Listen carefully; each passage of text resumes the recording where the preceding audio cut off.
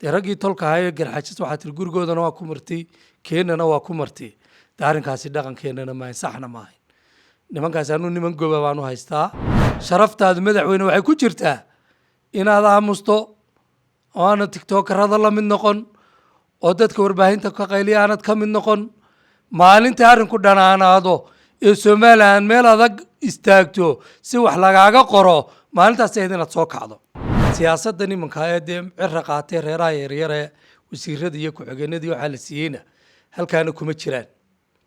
marka iyagoo dulmigaa qabay in haddana la yidhaahdo boqortooyadoodii la dadafeeyo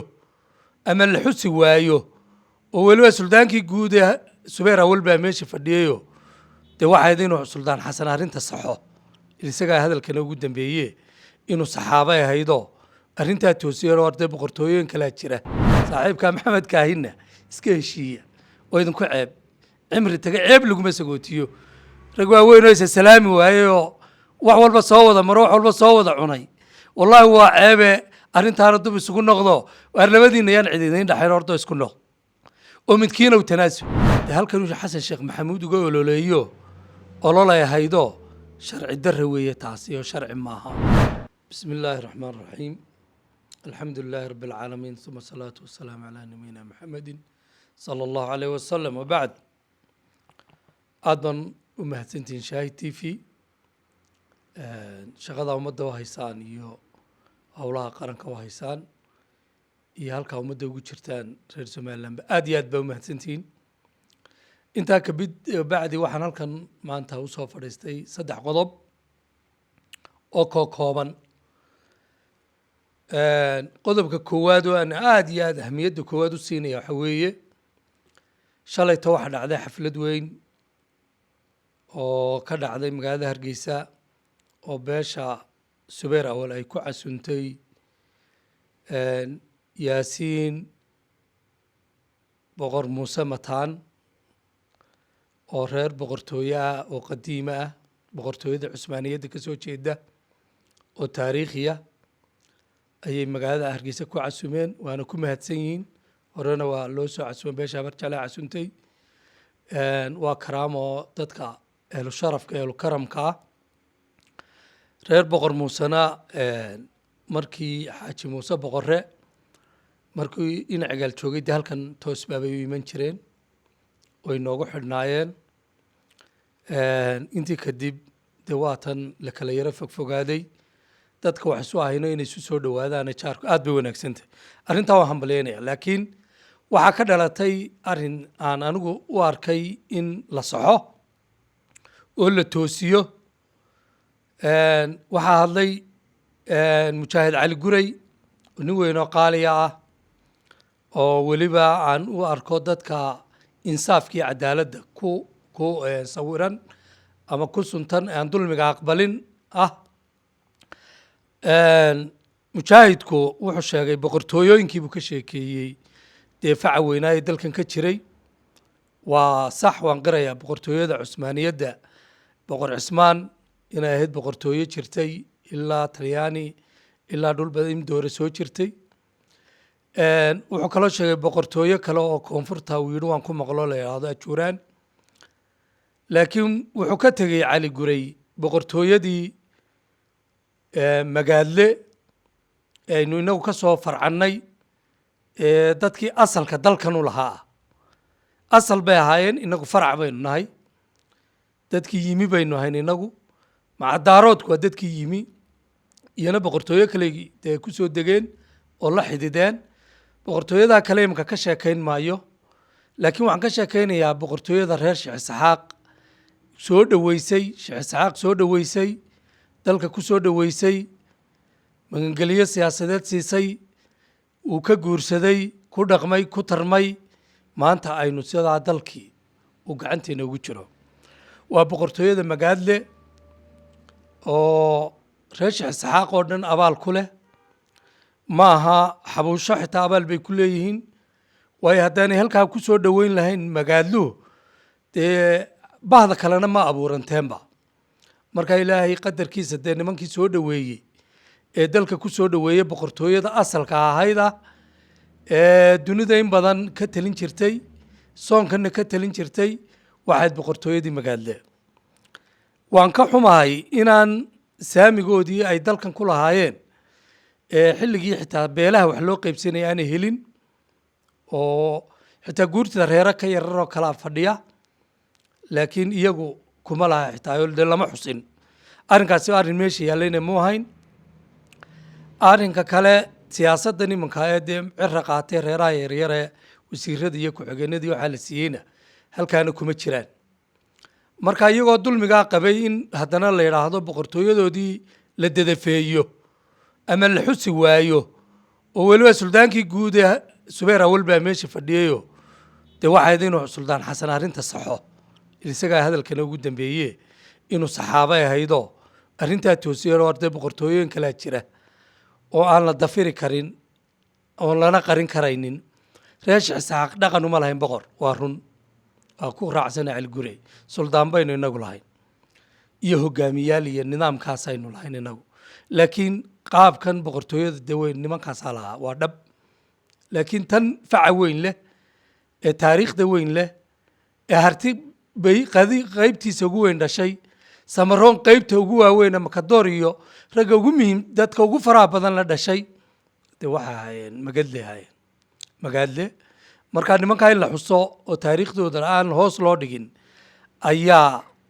dee meesha ku jirtay laakiin inaa caqli cabdirasaaq aw caqli wuxuu qoray buug uu kaga hadlayo taariikhda sheekh isxaaq wuxuu sheegay inay beesha habarawal aanay ahayn magaadle la yidhaahdo waxaan leeyahay ashraaf islaan ashraafay dhashay dee taariikhdaa markaa la sheego iyo sidan wax u dhacdhacayaan dee matacab inaa caqli baa saxa mise ay dee dadka badidoodu sheeganayaan marka haddii dee sidan taariikhdooda a u qariseen oo hoos u dhigteen oo boqortooyadii aynu ka soo jeegna la sheegi waayo dee ashraaftii bay dee noqonaysaa ee halkaasay taasi fadhiisanaysaa reerka alla xusa baan leeyahay boqortooyadooduna maanta way dhisantay waanay jirtaa waanay joogtaa ee hala ilaaliyo taa intaasaan kaga baxaya laba oday oo warbaahinta hadalla isu mariyey iyo dad ka daba tegayna laba kelmadood baan kala odhanaya oo koobanba mid waxaan leeyahay waa boqor cismaan aw maxamuud buurmadow iyo muuse biixi cabdi boqor cismaan aw maxamuud buurmadow kelmad baan leeyahoo dee boqorku dee waa dhaqankuna ilaalin buu u baahan yahay cumaamaddu in la ilaaliyo 3 shirkii jaraa'ida uu qabtay qodob quraa laga soo qaaday 3 qodob baa ku jira oo aan anigu arkayay 3duba inaanay habboonayn qodobka koowaad dee halkan uu xasan sheekh maxamuud uga ololeeyo ololay haydo sharci darre weeye taasi oo sharci maaha boqorku taa uu ku khaldan yahay midda labaad inuu ciidanka qaranka wixii dhacay uu sameeyey uu maanta ka muraaqoodo oo uu isqoomameeyo ma ahayna wixii aad samaysay wixii ka dhashay inaad ka qoomamayso ma ahayna waxay ahayd inaad aamusto waayo weli rag baa xidhan hawl badan baa taagan dad baan dadkoodii la tacsiyadayn oo malaayiin qof oo halkaa ku dhintay kumaankun qof oo halkaa ku dhintay markaa taana inaad maanta ka hadasho ma ahayn abtiyaasha waxaad doonto isla galoo qalad bay ahayd taasina inaad ka hadasho qodobka saddexaad ee meesha ku jiray wuxuu ahaa dee raggii tolka ahaa ee garxajis waxaa tiri gurigoodana waa ku martay keennana waa ku martay dee arrinkaasi dhaqankeennana maahayn saxna maahayn nimankaasi anuu niman goba baanu haystaa oo gurigoodana martisoor ku leh guryaha kalena martisoor ku leh ayaanu haystaa hadalka dhadhanka laga dhadhansanaya kaa weeye aduu haddaad u joogtid madaxtooyadii iyo dhulkii ay qabsadeen baa lagala wareegay oo si siyaasadaysan baa loogala wareegay haddaad u jeeday looma fahmin laakiin kii saxda sariix ahaa ee caddaa ayaa loo fahmay arrintaasina arrin xaala bay ahayd kumana habbooman nimanka haddaynu cod siinay dee inaynu jiidjiidnaa sharaf maaha waxaan doona ku nanaana sharaf maaha siday nooga xishoodeen ay nooga xishoodeen ay naga xishoodeen aad baanay ugu mahadsan yihiin intaa waxaa leeyahay boqorku dhaqankiisa ha ku ekaado siyaasaddana dadkeeda ha loo daayo oday muuse biixi madaxweynaheennii hore ninkii maanta jawaabi lahaa maaha ninkii hadli lahaana maaha madaxweyne wuxuu ku sharfayay bartiisa inuu madaxweyne ku ahaado madaxweyneyaal hore oo dalka soo maray baa jooga sharaftaadu madaxweyne waxay ku jirtaa inaad aamusto oo aanad tiktokarada la mid noqon oo dadka warbaahinta ka qayliya aanad ka mid noqon maalinta arrinku dhanaanaado ee somalilan meel adag istaagto si wax lagaaga qoro maalintaas ahayd inaad soo kacdo inta ka horeysa hadal melihid hadalkuu kaa xidhan hadal waad soo martay baawar waad soo martay dalka waad soo hogaamisay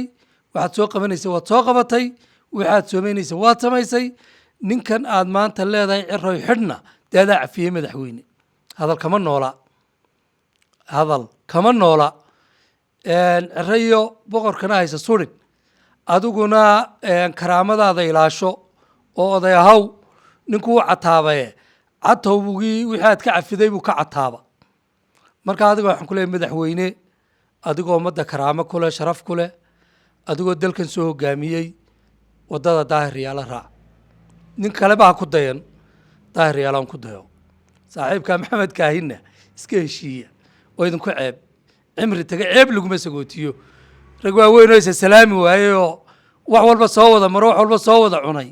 wallaahi waa ceebe arrintaana dub isugu noqdo waar labadiina yaan cididayn dhaxayn hordo isku noq oo midkiinow tanaasulo isku noqda oo soo heshiiya intaana waxaan leeyahay odayga muuse madaxweyneheenii hore allah yakrimo allah ku karaameeyo madaxweyne karaamada inoo ilaali shaadhkaad sidataa shaadh sahlan maahe shaadhkii maanta cid kale u jawaabi lahaa maahe shaadhka inoo ilaali waa shaadhkii berito ina dhexdhexaadin lahaa ina kala qaban lahaa labada darafee kala taageeree qoloba dhinac ka soo miistay waxaan leeyahay waxa maydaan sheegin kii buuqarka u hiiliyeyna waxba ma sheegin kii isna muuse u hiiliyeyna waxba maad sheegin rasuulku wuxuu uhi sala allahu alay wasalam unsur akhaaka daaliman oo madluuman walaalkaa u gargaar markuu daalimka yahay markuu madluumka yahayba waxay ku yidhahan saxaabad markuu madluumka yahay garanaya daalimka markuu yahay ka waran dee gacmaha ka qaba buu yidhi gacmaha ka qaba taasaa u gargaare marka qofka qaladkiisana waa loo sheegaa wuxuu ku saxayana waa loo sheegaa laakiin isgarabtaagga qaawani waxaa mataray ummaddan yaan la kala fogeyn oo yaan la isku dirin balaaya ma jirto ummadda haddii raggii waaweynaa saa u hadlaan dee kuwa yarana saasay ka dambeeyana si ay u hadleen wayna arkaynaa marka qoladaa u hiiliseen waxaan leeyahay labada dhinacba wax laalo waxaa u hiiliseen ma jirto waxaa tarteenna ma jiro xunba xumayseen marka waxaan leeyahay qoladaana war waxba hiilin maysaan ummadda ka fadhiista oo dadka ka fadhiisto ka daaya aflagaadada iyo waxaa joojiya marka waxaan ugu baaqaya ummadda reer somalilan guud ahaan inay gacmaha isqabsadaan dalkooda dhinac uga soo wada jeestaan cidda kala qayminta iyo furfurka ku wadana meel looga soo wada jeesto oo aan la eegin qofka waxay isu tihiin iyo ka ku-xiga waxaa weeye ka xaqa ku taagan baa ku-xiga kuma xigo ka qaldani kuma xigo markaa si aynu ummadeenna u toosino qaladka waxaynu qaadanaynaa ka saxan inaynu raacno ka qaldanna aynu joojinno haddii laakiin sacabka loo wada tumo oo durbaanka loo wada tumo khasaarun baa ka dhalanaya intaasaan kusoo gebagabaynayaa madaxweynahana waa hambalyaynayaa asalaamu calaykum waraxmatullahi barakatu